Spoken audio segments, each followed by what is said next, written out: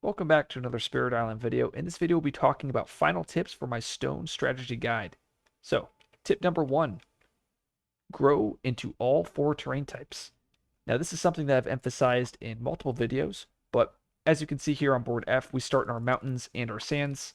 Our first 2 turns, we're going to be taking this G3 option, and we want to grow into lands where our presence is not. So that means we want to put 1 presence into wetlands, well, jungles, and then 1's into wetlands. So on this board, I'm thinking possibly of growing into F3 and F2, ideally. Now, obviously, the explorers and adversaries, you might have to grow differently, but that's kind of what I'm leaning towards.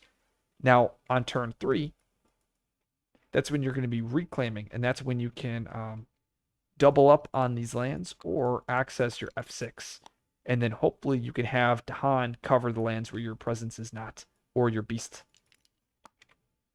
Tip number 2, commit to top track strategy in the early game. You can always pivot to bottom track strategy later in the game. And what do I mean? As I've talked about in the opening video, don't look at bottom track. A lot of players, they look at this track and they try to grab it early on, and I find it sets them back. It's so detrimental to the strategy whenever you grab presence from bottom track. Keep going top track. I think after getting to 2 plays, sometimes there's very rarely should you grab this bottom earth. If you grab the bottom earth, it's going to cost you 3 energy and 2 overall card plays. I know in the previous video I said it costed you 2 energy. It's actually 3. I think the only time I really dip down to bottom track early on is after my 3rd card play. But once again, usually just getting to 4 card plays is just so advantageous. I mean, the jump from 4 to 6 energy is just massive. So really commit to that top track strategy. Now, bottom track strategies, it's not bad. Like, you're not going to lose the game because you play bottom track. Actually, bottom track is still favorable. You'll still win a lot of games. It's just top track opens so many more possibilities. Just the extra minor powers lets you draft different elements, off elements. It lets you get majors. It's so powerful. Tip number 3, you don't have to pay for all blight that you take. Remember, you can take blight to scale. And that's referring to this left innate here. A lot of players, what ends up happening is they'll put presence in the land that's blighting, and they'll pay for it, even if it is this 2 energy. And I find paying 2 energy for a blight tends to not be worth it. Just like every other spirit, you'll take the 2 blight to scale, and then you'll be fine. And I think when you pay 2 energy for the blight, it tends to hurt your energy economy later in the game. So most of the time, I like taking 1 blight to scale on turn 1. So like I said, I'll defend 1 land, let the other land go, and then on turn 2, I tend to do the same thing. And then after turn 2, so turn 3 onward, you tend to be able to pay for blight quite easily. Tip number 4, your right innate repeat can be used in 2 different lands. It also is 0 range, which means it can be buffed by range increases. So 2 little facts that people always forget, and that the repeat, you're repeating the entire power, which means you can choose 2 different lands. And now if you repeat and do it in the same land, you're guaranteed to wipe out the land pretty much regardless. I think the only case would be like England with some weird, like an England land that's just so massive, and you won't be able to kill it. But almost always the repeat and a single land will wipe it out. But a lot of times I like to repeat into 2 different lands, but those lands may have Badlands. So for instance, if I'm choosing to repeat in um, F2 as well as F3, and this is how they look. If you do the damage here, I'll be doing this is 3, this is 6 damage. I'll be doing 6 damage back. It would be 3, 4, 5, 6 damage. And then here I'd be doing 5 damage, 2, 4. I'd be doing 5 damage back. And that's where I can kind of split the innate into 2 lands. And that's why Badlands is so critical. Another thing is it's 0 range. A lot of people think you have to have your presence in the land. Nope, that's not true. If you're playing with a spirit that has like Reaching Grasp or has Gift of Sunlit Air, now that's the Sunbright Whirlwind range increase card, but you can increase the range on this power, and now you may have a land that looks like this. And if you have +1 range, well, you can use your innate and you can target that land. Now, you won't be able to use your left innate in that land to pay for the blight, but who cares? I mean, you can just wipe out the land with your right innate. So, something to keep in mind. Looking at tip number 5, don't be afraid to draft off element. And this is a tip that I tend to emphasize with every spirit. And I feel like a lot of players they get this concept in their head that they have to only draft the elements that their spirit has. And while that is great to stay on theme, part of Spirit Island is developing as a spirit.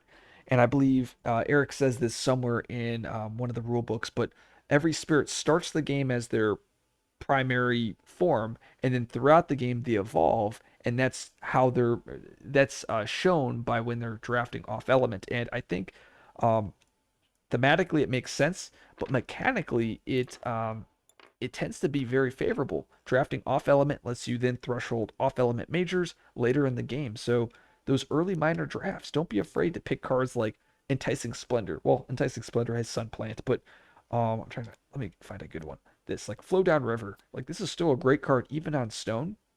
And then it having that air plant water means maybe I can threshold Entwine Power later in the game. And that's just kind of in the back of your head. You have to create this archive or this textbook of all of the different combinations of miners that you draft in the early game, such that later in the game you can kind of think about, okay, does this card still exist in the major deck? If the answer is yes, well then I can draft it because I've drafted the miners that can threshold it earlier in the game. And now that takes a lot of time playing, but that's just in the long run that should be the goal. Okay, so looking at number 6, Badlands only trigger once per action. Now, this is something that I've mentioned in the Volcano guide. I'm going to mention it again. So, this is your right innate. It says after invaders deal 1 or more damage to the target land, do 2 damage. Also deal half damage half damage rounding down back to the invaders. If you have Badlands, you only get +1 damage. Now, it's per action. So, the repeat here counts as a second action, so you would get the +1 damage for the repeat. A more extreme example would be green, and this is why green is so powerful with Badlands. But as you can see, this left innate, it's a repeat effect. And honestly, it's so much fun when you're playing green and someone puts a Badlands on one of your lands, and then you're like, well, now I can kill 3 towns in that land when I max out my left innate. It's just so much fun. Um, but yes, just keep that in mind. Badlands affect actions only once. And remember, this action here, or this innate here, is 3 actions. That's why Badlands affects it 3 times. Tip number 6, try to utilize the right innate every turn. Now, you may have positions where invaders aren't ravaging. You're so far ahead, you've killed invaders.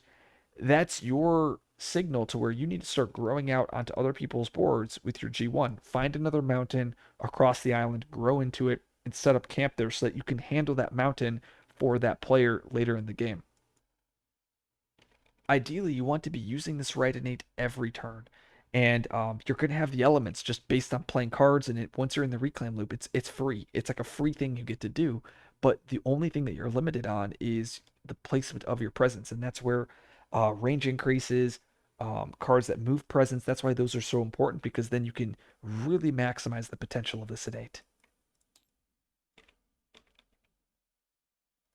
Tip number 8, don't be afraid to grow onto mountains on adjacent boards during the mid game. This is something that I just touched up on, but once you've reached a state like this, right? So you've grown into 2 of the other land types, you've placed presence. So I believe this is 2, 3, 4. This is like turn 5-ish, right around turn 6. Usually the board is stable enough where you can jump to another board and throw a presence down. Now, it's not always, but sometimes turn 6 you can spare a presence and help someone out. Tip number 9, you are a tank. Think about combo potential with control spirits. Now, when I use the word tank, I mean you can absorb a ton of pressure onto your board. If you're playing against Scotland and you take the Scotland escalations, well, now you got to take a bunch of towns. Now, while that might be scary for other spirits, it doesn't matter because your left innate doesn't care about how many invaders are in the land. You still just need to pay 1 energy and you just negate everything there. And your right innate scales with the number of invaders. So both of your innates don't care about how many invaders are in your land. So you are a tank.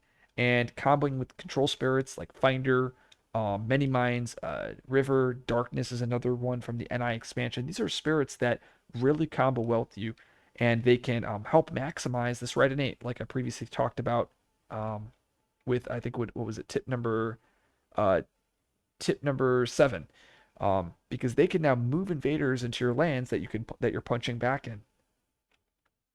And finally, tip number 10, playing Stubborn Solidity over another defensive card may be more favorable since it protects the Dahan from edge case events.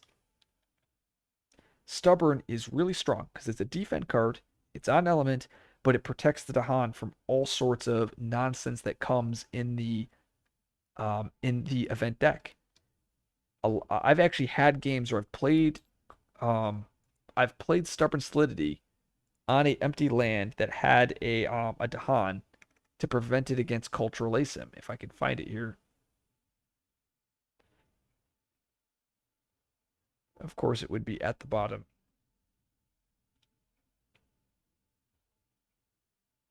Oh, is it really at the bottom? It might be. Did I pass it up? Wow. Very last row. But yeah, cultural assimilation. In a land with exactly one Dahan that has or is adjacent to a city, replace that Dahan with the town. So on this board, on F3, if Asim is flipped, this Dahan becomes a town. And if this land is ravaging, that can cause a ton of problems. I've played Cultural Asim on an empty Dahan land to prevent this case, and it actually worked. And it's not always going to work, but sometimes you need to play this card because you need the elements, and you might not have a target. So looking out for these weird edge cases um, can be quite advantageous. Now, the tip is talking about comparing it to other defense. What I'm referring to is there are cases where you'll have like an interesting choice. Like here's a good one, where you'll have Drift Down, which is defend 4, and then you might have 4 Dahan in the land, and it might also be defend 4. Now one costs 1 energy, but one is free, but one protects the Dahan, and it's this interesting choice where is 1 energy worth protecting the Dahan from the possibility of them dying from edge case events? And I don't have the exact answer. That's something that you'll have to figure out while you're playing. Is that extra energy worth the small percentage of chance that you're going to lose Dahan? And that's what this tip is just emphasizing. It's just to kind of consider that whenever you're playing another defend.